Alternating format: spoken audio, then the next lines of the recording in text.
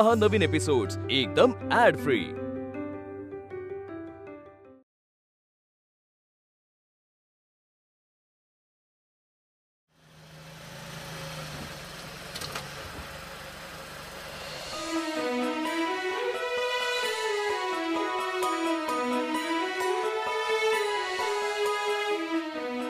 पप्या thanks यार। हा बस का? पण आता तू काळजी घे, पटकन पळ। हा जा लवकर। हो। भाऊ काका, छोटी आई, मुक्ता आणि सारंग भाऊ आलेत। आर्याताई, अंबिकाताई, सारंग दादा मुक्ताला घेऊन आलेत। आजी आजी आजी। अगं अगं काय आजी आजी, तुझी गाडी अडकली, पुढे बोल की। ती आलीये, सारंग दादा मुक्ताला घेऊन आलेत। हा काय सांगतेस? हा मोठे मालक घरात नाहीयेत, ते मुक्ताला मारायला गेले होते आणि मुक्ता तर घरी आलीये, मग मोठे मालक कोणाला मारणार? आजी या घरात आहे ना बेकार तमाशा होणार आहे बघा। अगं तमाशा काय म्हणतीस? या घरची सून घरी आलीये। हा अगं वय बाजूला, वैजंती, अगं ये वैजंती, चल चल तयारीला लाग। आजी तमाशा तर होणारच आहे, घरात नाही तर दारातच होणार आहे। या घरातल्या बायका काय शांत बसणार आहेत होय? आजी पुढे काय होणार आहे याचा अंदाज पण नाहीये तुम्हाला। आपल्या घराण्याची इज्जत नाव सगळ्याची राख रांगोळी करून टाकली। आता मी माझ्या माहेरी जाऊन काय सांगू? अरे आपल्या घरी नवरात्रीच्या पूजेला येणारी पोरगी जी आपल्या घरी झाडू मारायची, घरकाम करायची, भांडी घासायची, ती आपली सून होणार? शी, या विचाराने सुद्धा ना मला अगदी जीव द्यावासा वाटतोय। मला एक गोष्ट कळत नाही, राव दादाने हिच्यासमोर गुडघे टेकलेच कसे? त्या गरीब घरातल्या साध्या पोरीला यांना झुकवता नाही आलं। हे बघ काकी, दादांवर शंका नको घेऊ, त्या मुलीसमोर ते कधीच झुकणार नाही, ते शांत बसणारे नाहीये। आता या घरात मला सगळं बघायला लागणार आहे। सारंग दादा मुक्ताला घेऊन येणार आहेत। ए आशा, इकडे ये। काय झालं? रेणुकाताई नेमकं काय करायचंय? नाही म्हणजे तिला घरात घ्यायचंय का? काही पण काय विचारते तू? अहो मोठी आई आणि आजी तिच्या गृहप्रवेशाची तयारी करायला लागलेत म्हणून विचारतेय। गृहप्रवेश होणार नाहीये, जा तू। हा जाते मी, पर कुठे जाऊ, काय करू? ए निघ आता। हा जाते, मलाच सगळे बोलत राहतात, माझ्याच डोक्यावर सगळा भार आहे, मीच सगळ्यांचं ऐकून घ्यायचं, प्रत्येक वेळेला माझंच ऐकून घ्यायचं। हे बघ रेणुका, रावदादा घरात नाहीयेत, सासूबाई आणि वहिनी माझं ऐकणार नाही। जे काही करायचंय ना ते तुलाच करावं लागणार आहे। हा गृहप्रवेश होता कामा नये।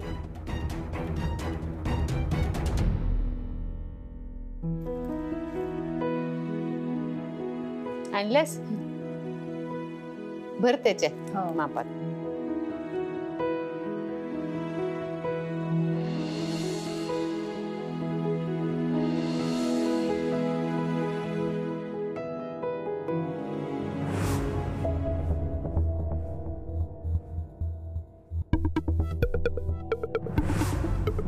मुक्ता जर या घरात आली आणि या घराचं वाटोळ झालं तर त्यासाठी पूर्णपणे तू आणि तूच जबाबदार असशील। मुक्ता जर या घरात चुकून आलीच आणि तू त्या गृहप्रवेशांच्या वस्तूंना हात लावलास तर तुझ्या समोर जीव देते की नाही ते बघ। तुला वॉर्निंग देऊन तू परत तेच करतेस? किती हट्टी असशील ग तू?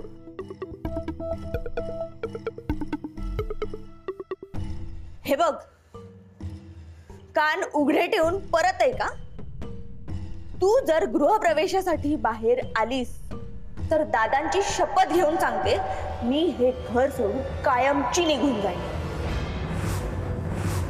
आणि तुला चांगलंच माहितीये मी दादांची शपथ मी कधीच खोटी घेत नाही। एकतर मुक्ता नाहीतर मी।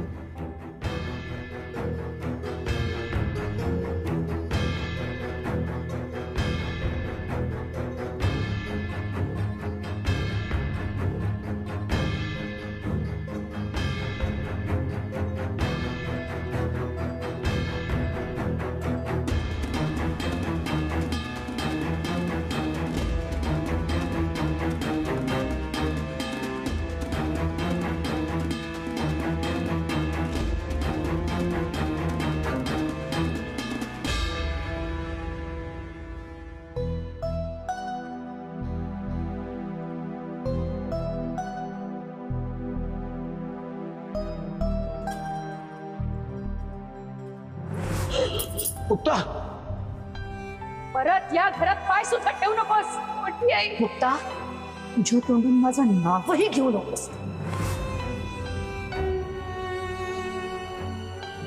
तुझी आई तुला सांगते, माझ्या सुनेला मुक्ताला घेतल्याशिवाय या घरात परत यायचं नाही.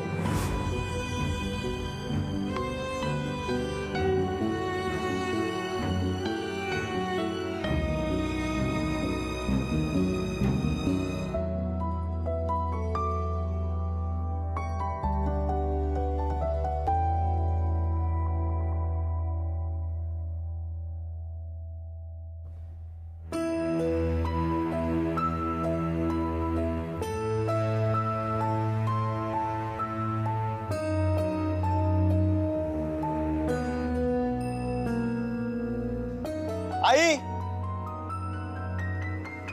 ए आई, आई. ती येणार नाहीये.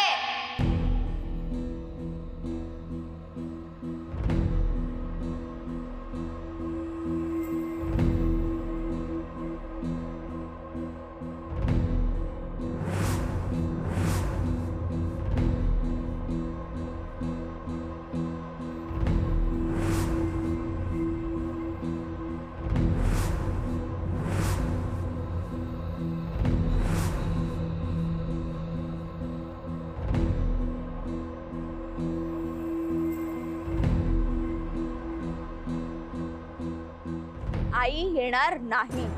हा?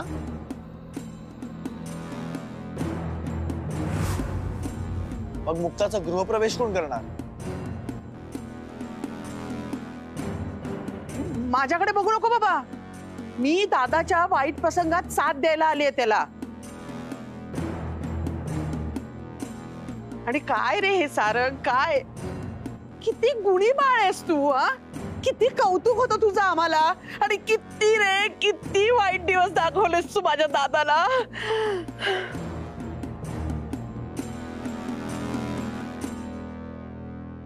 मुक्ता माझी बायको आहे, ह्या घराची सून. मी सारंग नगरकर, ह्या घरातला मोठा मुलगा. त्यामुळे माझ्या बायकोचा विधिवत गृहप्रवेश हा व्हायलाच हवा.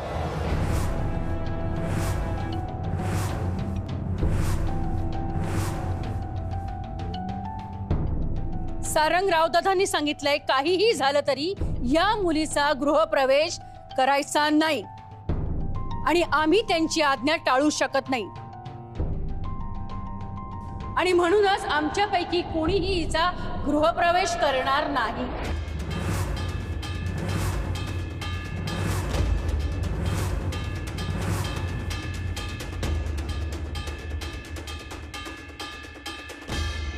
पर म्या करणार हाय.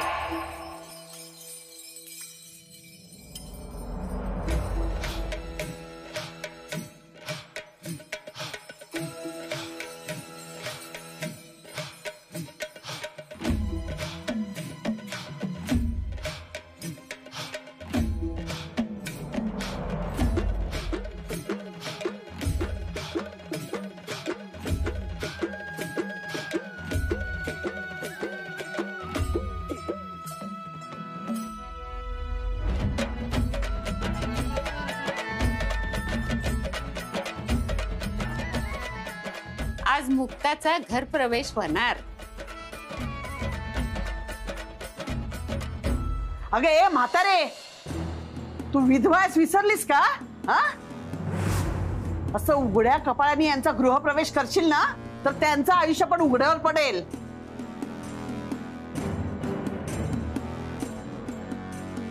सासूबाई, तुम्ही एक केलंय रावदादांना समजलं तर ते काय करतील माहितीये ना तुम्हाला? माझं काय व्हायचं ते होऊ दे ग. मी नाही आता कुणाला घाबरत.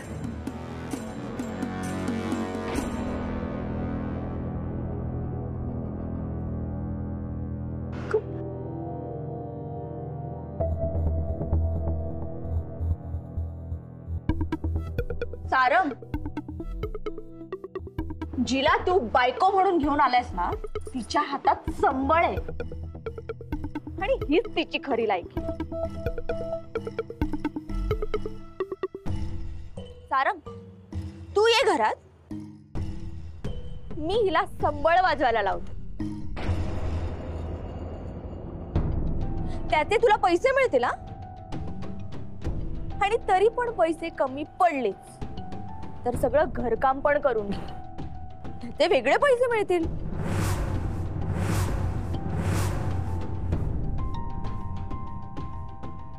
साध्या साध्या गरजा भागवायला श्रीमंत घरच्या मुलाला नादी लावायची गरज नव्हती तुला. रेणुका, तोंड सांभाळून बोल.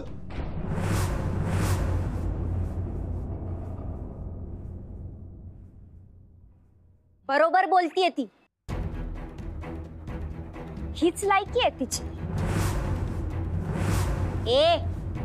या घरातले मुख्य पुरुष म्हणजेच रावसाहेबांनी मला सून म्हणून सगळे अधिकार दिलेत. तुला पैसेच हवेत ना? मी तुला 10,000 रुपये देते. माझ्या नवऱ्याला घरी सोडल्याच्या आनंदात संबळ वाजव. आणि तसंही तुझी ऐपत पाहता 10,000 रुपये खूप आहेत ना? 1 मिनिट.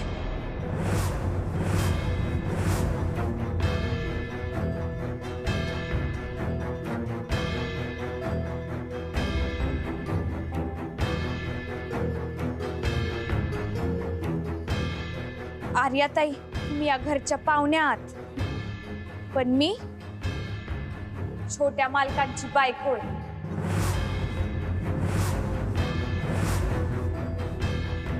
त्यांच्या बायकोशी बोलायची ही पद्धत नाही.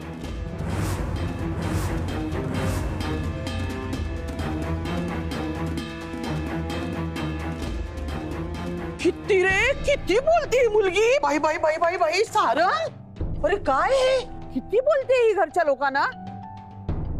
हे बघ सारंग, उद्या हिने आपला अपमान केला म्हणजे आमचा अपमान केला तर आम्ही काय करायचं? आम्ही हिला सून म्हणून कसं काय स्वीकारायचं? ही गरीब गाय असती ना तरी तुम्ही तिला हाकलून दिलं असतं. हिला घरात घ्या अगर घेऊ नका, पर मुक्ताला या नगरकरांची सून म्हणून तिला मी घरात घेणार आहे.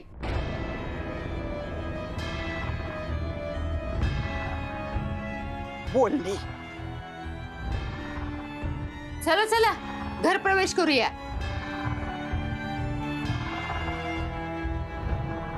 थांब. अशी चूक करायची हिम्मतही करू नकोस. तुला रावसाहेब नगरकर काय आहेत हे माहित नाहीये का?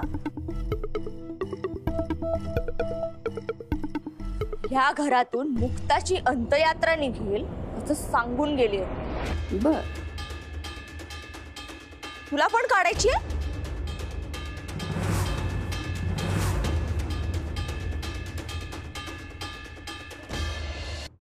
आणि मुक्ता, तुला तुझ्या जीवाची काळजी नाही का ग? खरंच मारून टाकतील ना दादा. बघ, आयुष्य एकदाच मिळतं, शाणी हो. आणि जर तुला तुझा जीव प्रिय असेल तर इथून निघायचं.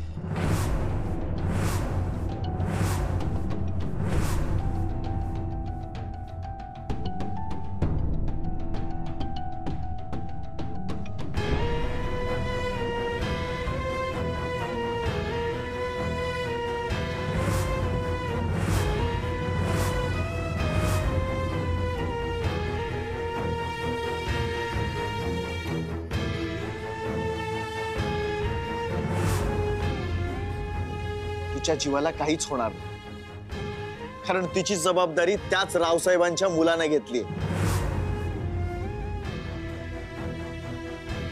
गृहप्रवेश तर होणारच.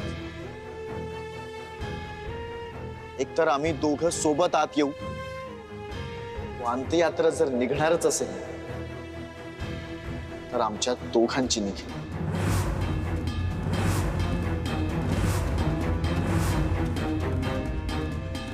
कारण आता आम्हा दोघांना कोणीच वेगळं करू शकत नाही. दादा काय, यमराज सुद्धा नाही.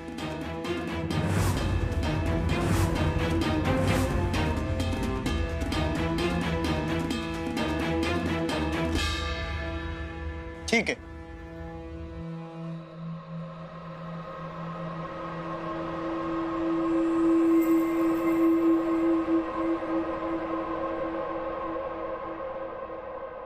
तुम्हाला कोणालाच गृहप्रवेश करायचा नाहीये ना, म्हणजे काहींची इच्छा नाहीये.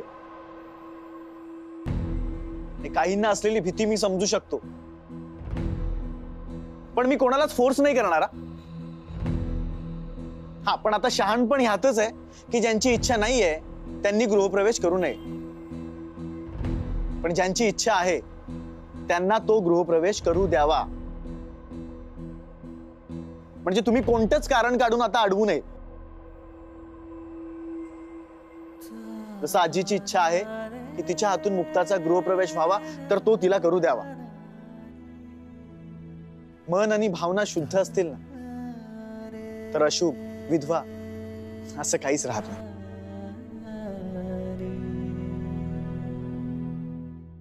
अरे सारंग, काय बोलतोयस तू? हे बघ बाबा, तू म्हणशील आत्या काहीही बोलते, पण विधवेच्या हातून गृहप्रवेश करून घेशील ना आणि ओवाळून घेशील ना, तर अनर्थ होईल बाबा.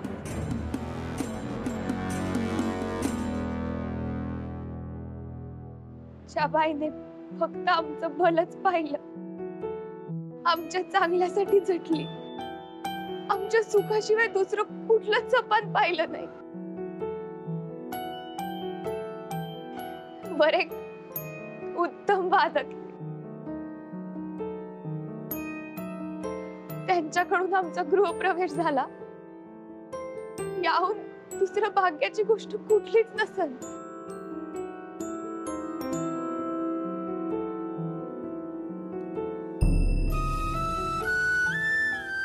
पण गृहप्रवेशाला आजी सोबत मोठी आई असते तर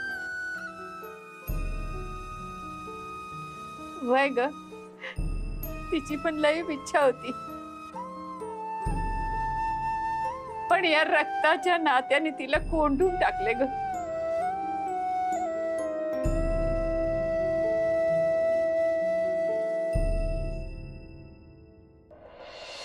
ही बाई ना फक्त घरात फूट पाडू शकते.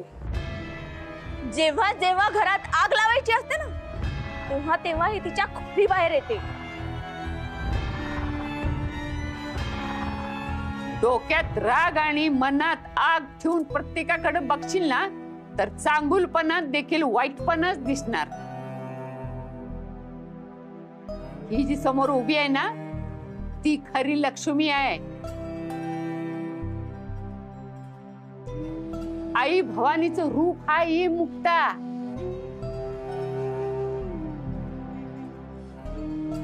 एक संबळ वाजवणारी पोरगी या घरची सून म्हणून उंबरठ्यावर उभी असेल, तर ते समज देवी आईच्या इच्छेनेच घडतया.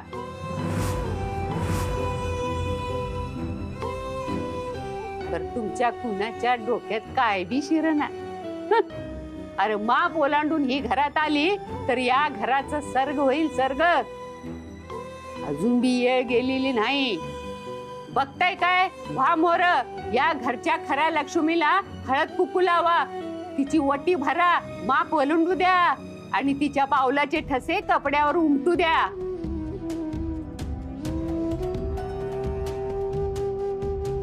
मोठ्या मानानं तिला घरात घ्या.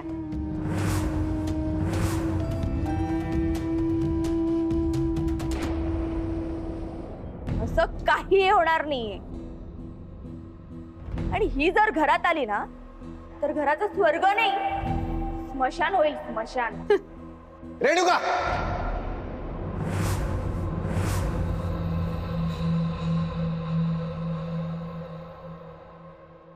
ए जाऊ दे गाची. आम्हाला ना ह्या कोणाकडून काही अपेक्षाच राहिल्या नाहीये. घरातल्या स्त्रिया जर दुसऱ्या स्त्रीचा इतक्या लेवल पर्यंत तिरस्कार करत असतील ना, अगे तर मग पुरुषी विरोधाची गरजच नाहीये.